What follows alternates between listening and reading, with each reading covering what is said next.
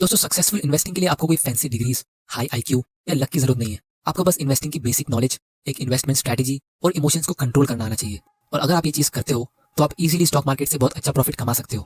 दोस्तों ये book the intelligent investor read करने में थोड़ी बोरिंग है, लेकिन इसको इन्वेस्टिंग की दुनिया में बाइबल कहा जाता है, क्योंकि इसके हर एक पेज में टाइमलेस इन्वेस्टिंग विजडम है। मैंने इस बुक को बहुत बार रीड की है और इनफैक्ट वॉरेन बफे जो फिलहाल दुनिया के चौथे सबसे अमीर आदमी है, उन्होंने अपनी पूरी दौलत इन्वेस्टिंग की नॉलेज से ही कमाई है।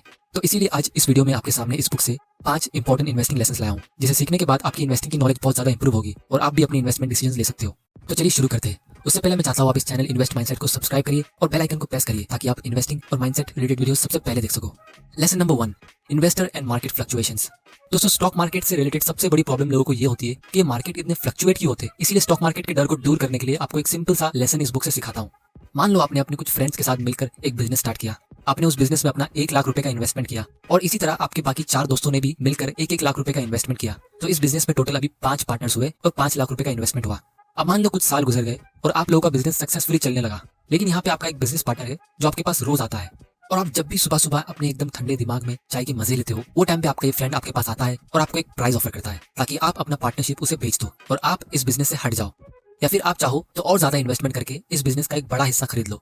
लेकिन यहाँ पे एक इंटरेस्टिंग बात यह है कि वो रोज अपने मूड के हिसाब से प्राइस बताता है। जब वो बहुत ज्यादा खुश होता है तो बहुत ज्यादा प्राइस बताता है, और जब निराश होता है तो एकदम कम प्राइस बताता है। तो इसीलिए कभी कभी उसका बताया हुआ प्राइस आपको एकदम सेंसिबल लगता है, लेकिन ज्यादातर आपको उसका बताया हुआ प्राइस गलत लगता है। ये पार्टनर का नाम है मिस्टर मार्केट। तो दोस्तों अगर आप स्मार्ट हो तो ऐसे बिजनेस पार्टनर के साथ आप क्या करोगे? क्या आप मिस्टर मार्केट के बताए हुए प्राइस को एक्चुअल बिजनेस की वैल्यू समझ लोगे, या फिर जिस दिन आप अग्री करोगे तभी उसके साथ सौदा करोगे? या फिर उससे अच्छा और ऑप्शन बताता हूँ, जब वो खुशी के मारे बहुत ज्यादा प्राइस कोट करता है, जैसे 1 लाख की वैल्यू की जगह वो 1 करोड़ बताता है, तो आप उस दिन उसके साथ अपना हिस्सा बेचने की डील करोगे। और जिस दिन वो डर के या निराश होकर एकदम सस्ता प्राइस कोट करता है, जैसे 1 लाख की जगह 50,000, तो आप उस दिन उससे ज्यादा खरीदोगे। लेकिन बाकी सारे टाइम आपकी समझदारी इसी में होगी कि आप उसके रोज के बताए हुए प्राइस को इग्नोर करो, क्योंकि दोस्तों जब आप उसके प्राइस को इग्नोर करते हो तो वो बिल्कुल भी बुरा नहीं मानता। दोस्तों जरा सोचिए, ये बुक बेंजामिन ग्राहम ने 1949 में लिखी थी, जब इंटरनेट का नामो निशान नहीं था। वो टाइम पे मिस्टर मार्केट मतलब दिन भर में सिर्फ एक टाइम, यानी सुबह की चाय के साथ जो न्यूज़पेपर आता था, उसमें आपका बिजनेस का प्राइस कोट होता था, और उस टाइम पे मिस्टर मार्केट वही था। लेकिन आज हर एक सेकंड में प्राइस चेंज होता है और मिस्टर मार्केट बहुत ही ज्यादा नॉटी हो गया है, और इसीलिए बेंजामिन ग्राहम की ये लॉजिक आज उस दिन से ज्यादा एप्लीकेबल है। इसीलिए इस चैप्टर से आपको एक सबसे इंपॉर्टेंट लेसन सीखने मिलता है, वो ये कि प्राइस और वैल्यू दोनों अलग अलग चीज होती है, और कभी कभी इनमें बहुत ज्यादा फर्क होता है, क्योंकि प्राइस इज व्हाट यू पे, value is what you get. आपको प्राइस पे सिर्फ तभी फोकस करना है जब आप कोई ट्रांजैक्शन करते हो। बाकी टाइम आपको उस बिजनेस से क्या वैल्यू मिलती है, आपको सिर्फ उसी पे फोकस करना है। Lesson number 2, investment versus speculation.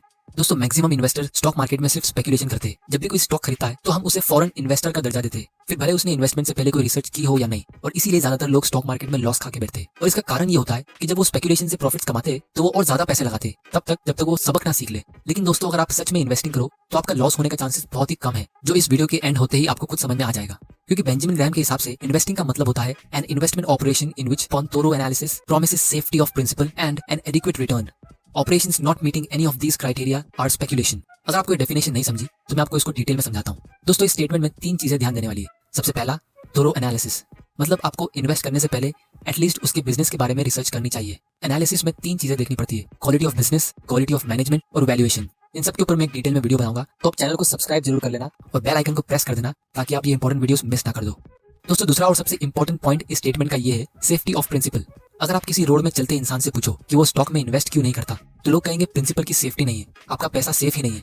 यानी जो आप पैसा इन्वेस्ट करते हो आपको वो पैसा ही खुद इसमें सेफ नहीं लगता है, तो प्रॉफिट तो बहुत दूर की बात है। लेकिन बेंजामिन ग्राहम के हिसाब से आपको इन्वेस्टमेंट तभी करो जब आपको उसमें प्रिंसिपल सेफ दिखता हो। अब ये कैसे होगा, ये चीज इस वीडियो के एंड होने से पहले आपको समझ में आ जाएगी। और दोस्तों मेरे हिसाब से आपका सबसे पहला फोकस स्टॉक मार्केट इन्वेस्टिंग में ये नहीं होना चाहिए कि आप पैसे कैसे कमाएं, बल्कि ये होना चाहिए कि आप पैसे कैसे ना गवाएं। और इस स्टेटमेंट में तीसरी और सबसे इंपॉर्टेंट बात यह है कि बेंजामिन ग्राहम हमें कह रहे हैं हमें एडिक्वेट रिटर्न्स मिलना चाहिए, यानी सेफ्टी ऑफ प्रिंसिपल के साथ हमें इतनी एश्योरिटी होनी चाहिए कि हमारा पैसा हमें एटलीस्ट एफडी या कोई दूसरे इन्वेस्टमेंट से अच्छा रिटर्न दे, वरना हम इतना रिस्क क्यों ले।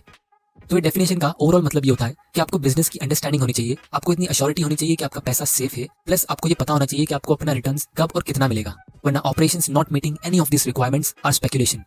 बेंजामिन ग्राहम कहते हैं कि अगर आपको स्पेकुलेशन करना ही है तो आपको उसके लिए एक सेपरेट अकाउंट बनाना चाहिए, उसमें एक एलोकेशन कर दो, यानी 10%, उससे ज्यादा आप स्पेकुलेशन नहीं करोगे, और बाकी का 90% आपकी जो सेविंग्स है आप उसको सिर्फ और सिर्फ इन्वेस्टिंग के लिए ही रखोगे। Lesson number 3, investor and inflation. Inflation, इसकी कौन चिंता करता है? लेकिन बेन ग्रैहम ने यहाँ पे इस चैप्टर को ऐड किया है किसी वजह से। ये टॉपिक इन्फ्लेशन की हम इंडियंस के लिए और बहुत ज्यादा इंपॉर्टेंट है, क्योंकि जैसा आप इस फोटो में देख सकते हो 1970 से अभी तक यूएसए का इन्फ्लेशन काफी कंट्रोल हो गया है, लेकिन इंडिया का इन्फ्लेशन 7 से 8% पर ईयर का होता है। मतलब जो इंडियंस पैसा इन्वेस्ट नहीं करते तो वो लोग ज्यादा स्पीड में पैसा खो रहे हैं, और जो एफडी वगैरह में इन्वेस्ट करते हैं जिसमें हमें 7 से 8% का रिटर्न मिलता है, उनको तो कोई इन्वेस्टमेंट पे रिटर्न मिल रहा ही नहीं है, क्योंकि उनकी पैसे की परचेसिंग पावर तो उतनी है। और दोस्तों लोगों को इसकी चिंता इसलिए नहीं होती क्योंकि आपको इसका लॉस दिख नहीं रहा। अगर आपके पास अपने गले में 100 रुपए है तो 10 साल बाद भी वो 100 रुपए, और लोगों को लगता है कि उन्होंने कुछ खोया नहीं, और यहीं पे लोग धोखा खाते हैं। लेकिन सिर्फ 7% के हिसाब से 10 साल में उसकी वैल्यू आधी हो जाएगी।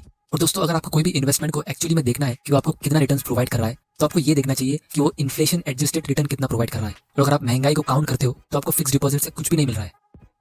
Lesson number 4, stock selection for defensive investor. Benjamin Graham ने यहाँ पे एक डिफेंसिव इन्वेस्टर के लिए स्टॉक सिलेक्शन करने का क्राइटेरिया बताया। वो ये है adequate size of an enterprise. मतलब आपको लार्ज कंपनीज में इन्वेस्ट करना चाहिए, क्योंकि छोटी और न्यू कंपनीज ज्यादा रिस्की होती है। Point number 2, sufficiently strong financial condition. Company का करंट एसेट उसकी करंट लाइबिलिटी से डबल होना चाहिए, यानी 2/1 का करंट रेशियो, और कंपनी का करंट एसेट उसकी टोटल डेट से ज्यादा होना चाहिए।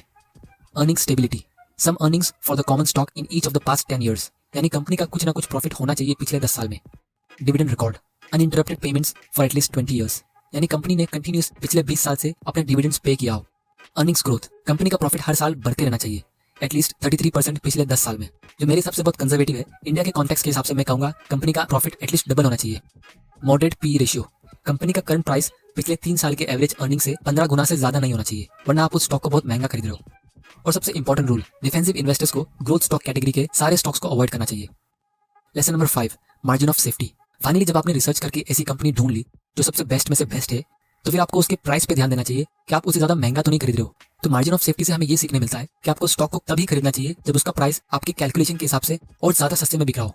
जैसे मान लो एक इंजीनियर को ब्रिज बनाना है, उस ब्रिज पे 20,000 किलोग्राम के ट्रक्स पास होने वाले, तो उसको ऐसा ब्रिज नहीं बनाना चाहिए जिसकी लोड लेने की कैपेसिटी सिर्फ 20,000 किलो की है। उसको एटलीस्ट 30,000 या 40,000 का टारगेट रखना चाहिए, ताकि अगर कभी ट्रक ओवरलोड हुआ तो मार्जिन ऑफ सेफ्टी काम आएगी। इसीलिए जब आप कंपनी का इंट्रिंसिक वैल्यू यानी एक्चुअल वैल्यू पता लगाते हो, जो मान लो 100 रुपीज पर शेयर है, तो आपको उससे भी और कम प्राइस पे उसे खरीदना चाहिए। यानी नॉर्मली आपको उसको 66 रुपीज पर शेयर के नीचे खरीदना चाहिए, ताकि अगर आपके कैलकुलेशन या एस्टिमेट्स में कुछ गड़बड़ हो तो मार्जिन ऑफ सेफ्टी काम आएगी। और अगर उसका स्टॉक 100 रुपीज के नीचे जा रहा ही नहीं है तो आपको उसको खरीदना ही नहीं चाहिए।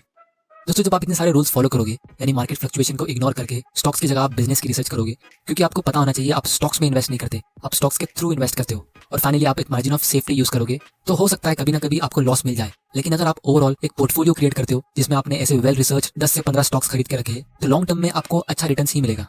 तो दोस्तों आज की वीडियो में इतना ही। अगर आपको इस वीडियो से कुछ सीखने मिला तो इस चैनल को सब्सक्राइब करिए और मुझे सपोर्ट करिए, और इस वीडियो को ज्यादा से ज्यादा शेयर करिए अपने फ्रेंड्स और फैमिली के साथ, ताकि उन्हें भी पता चल सके इन्वेस्टिंग एक्चुअली में होती क्या है।